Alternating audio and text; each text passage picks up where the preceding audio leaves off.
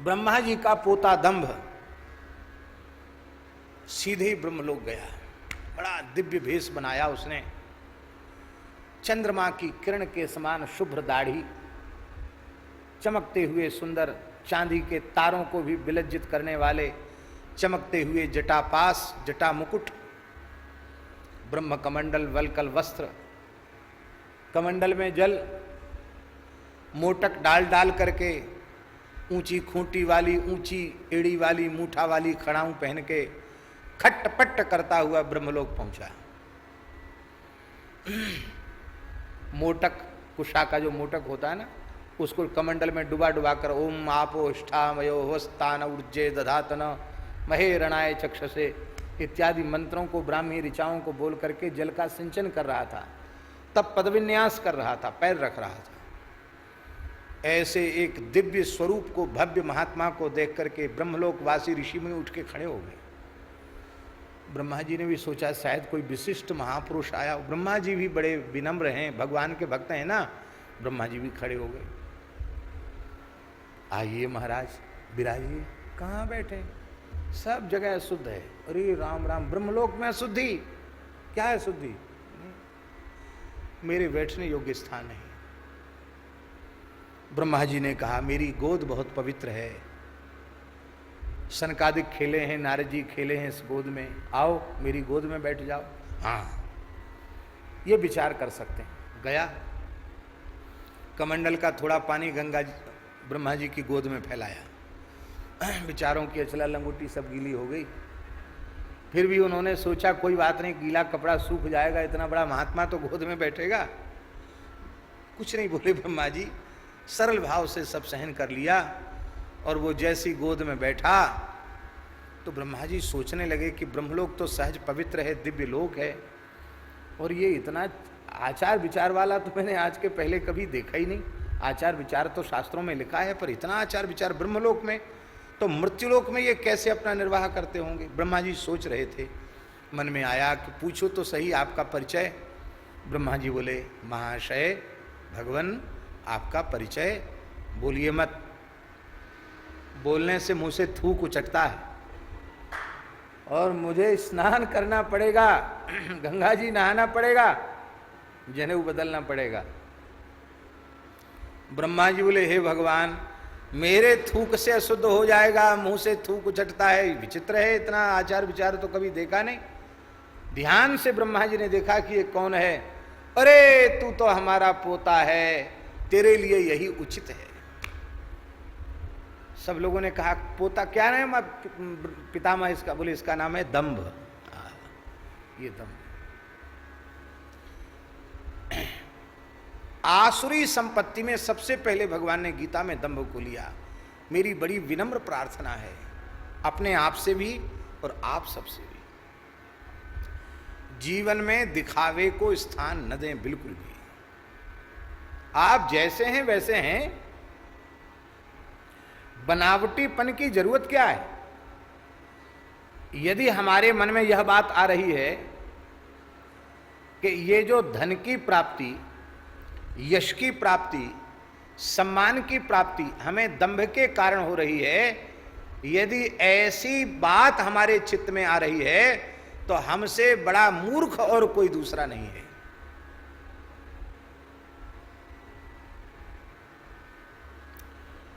यश की, कीर्ति की, धन की, प्रतिष्ठा की प्राप्ति दंभ, कपट, पाखंड, छल से नहीं होती है। ये प्रारब्ध के अनुकूल होती है। तो जो प्रारब्ध में प्रतिष्ठा का योग होगा वो तो मिलेगा। आपने दंभ करके अपने आप को कलंकित कर लिया, आपने अपने आप को नीचे गिरा दिया, झूठ बोलकर आप नीचे चले गए। इसलिए दंभ, छल, कपट, पाखंड, इससे हमारा नुकसान ही नुकसान है, इससे हमारा कोई लाभ नहीं है। कहने की आवश्यकता नहीं है। परम श्रद्धे, प्रातः स्मरणीय, परम वीतराग श्री स्वामी राम सुखदास जी महाराज, मान बढ़ाई, पद प्रतिष्ठा, व्यक्ति पूजा, इससे कोसों दूर थे।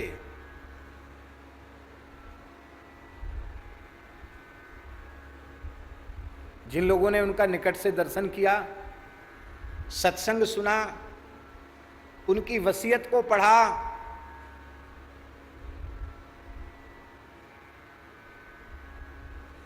शताब्दियों तक ऐसा उदाहरण खोजने से दूसरा नहीं मिलेगा। ऐसे महात्मा, एक भी चेला बनाया, अलग से कोई संस्था बनाई, कोई मठ मंदिर आश्रम बनाया,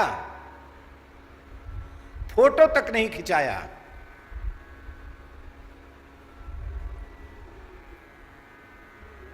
हाँ, और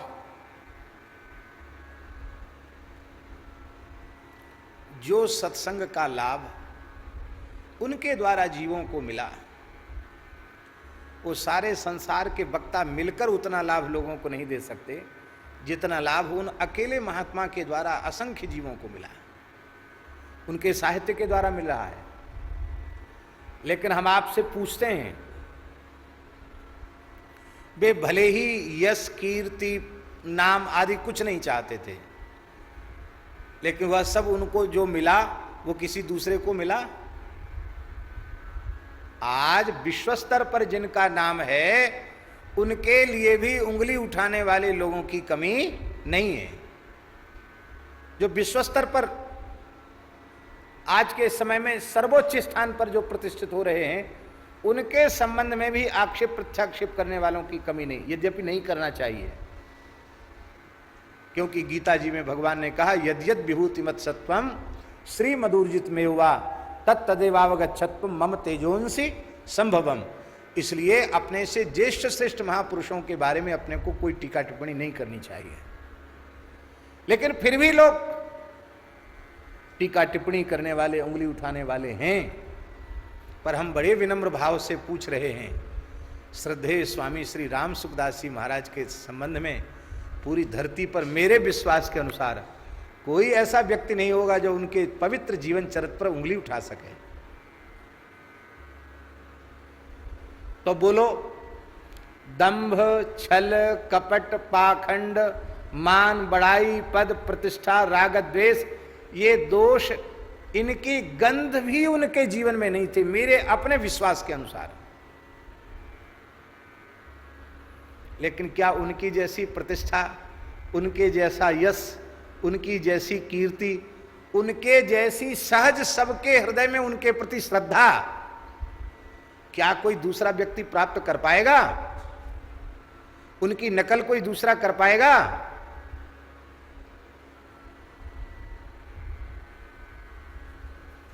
महाराज जी ने आखिरी में मलुक पीठ से श्री भक्त वल्लभा टिप्पणी का द्वितीय संस्करण प्रकाशित किया। अंतिम महाराज जी का प्रकाशन वही है। बहुत शिथिल हो गए थे, नेत्रों में भी तकलीफ थी, लेकिन महाराज जी ने अंतिम टिप्पणी प्रकाशित की यहाँ से, मलुक पीठ से। पहले गोवर्धन से प्रकाशित हुई थी, फिर आखिरी में यहाँ से। उनका विचार था कि मलुक पीठ से ये कम से कम मेरी कृति प्रकाशित हो जाए।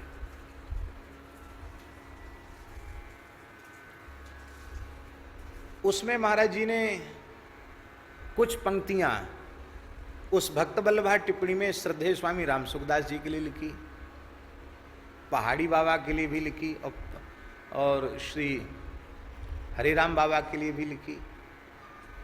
तो मैंने जब वो देखा तो मैंने प्रार्थना की महाराज जी से कि महाराज जी, स्वामी जी तो अब उनका नाम कहीं आना चाहिए तो उसके तो मना करते हैं।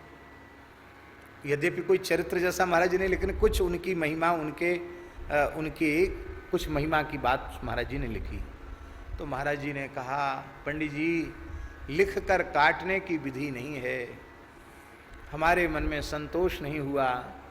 ये भक्तमाल से संबंधित ग्रंथ छप रहा है, ऐसे महापुरुष के बारे में दो चार वाक्य भी न लिखे जाएं तो हमें लगा कि हमारी पुस्तक अपूर्ण रह जाएगी, इसलिए हमने उनके प्रति कुछ श्रद्धा के भाव व्यक्त किए। छोटा ही सा लिखा है, पढ़ा है आपने? नहीं पढ़ा? टिप्पणी है यहाँ? नहीं है हमारे पास, आपके पास है। यहां से प्रकाशित वाली, यदि हो तो लाओ। तो महाराज जी ने लिखा, हम ये बात इसलिए कह रहे हैं कि प्रायः मनुष्य झूठी प्रशंसा प्राप्त करने के लिए, धन के संग्रह के लिए, यश प्राप्त करने के लिए, मान बड़ाई पद प्रतिष्ठा प्राप्त करने के लिए ही झूठ का, दंभ का, छल का, पाखंड का, कपट का सहारा लेता है और सोचता है कि इनके माध्यम से हमने ये ऊंचाई प्राप्त की है। लेकिन ये बात बिल्कुल झूठी है।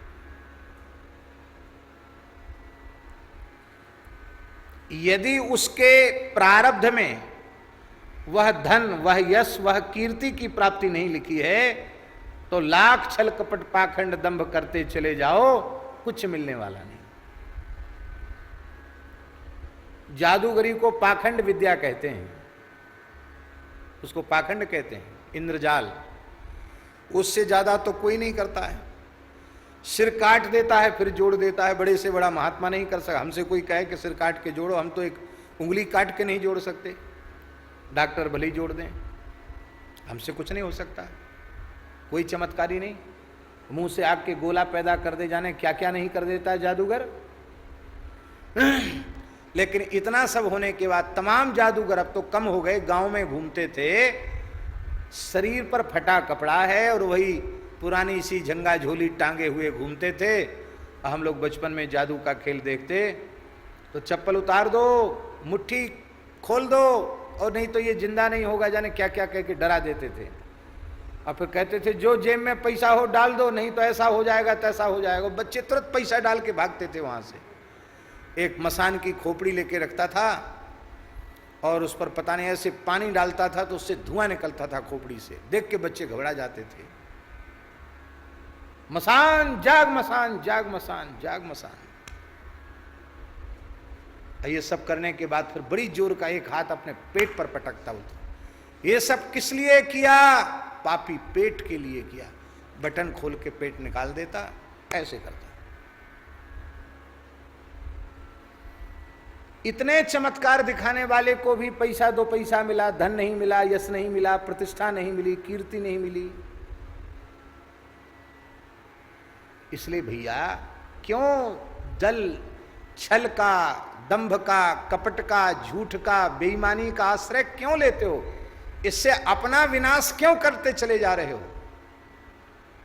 जो कुछ करो ईमानदारी से करो, सच्चाई पूर्वक करो और केवल अपने आराध्य को रिझाने के लिए करो। हमें संसार से लेना देना नहीं।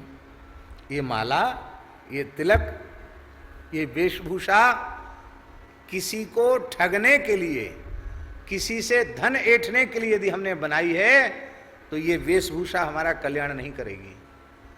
किंतु यह तुलसी भगवान की प्रिया है। जितना अधिक तुलसी धारण करेंगे हम भगवान के उतने अधिक प्रिय पात्र बनेंगे। ये भगवान के चरण मस्तक पर विराजमान है, ये भगवान का तिलक है, भगवान के श्रीअंग का चंदन है। हम गुरुवायूर तो नहीं जा सकते, पर गुरुवायूर वाले ठाकुर जी के श्रीअंग का प्रसाद हमारे ललाट पर है। हम कितने भाग्यशाली हैं। इस भाव से हम चंदन धारण करें, खूब चंदन लगाओ, खूब तुलसी पहनो, खूब सुंदर ठाकुर जी के भक्त का वेश बनाओ, कोई हानि नहीं। पर किस लिए? बाला मैं बैरागण होंगी। मीरा जी कह रही, मैं बैरागण होंगी,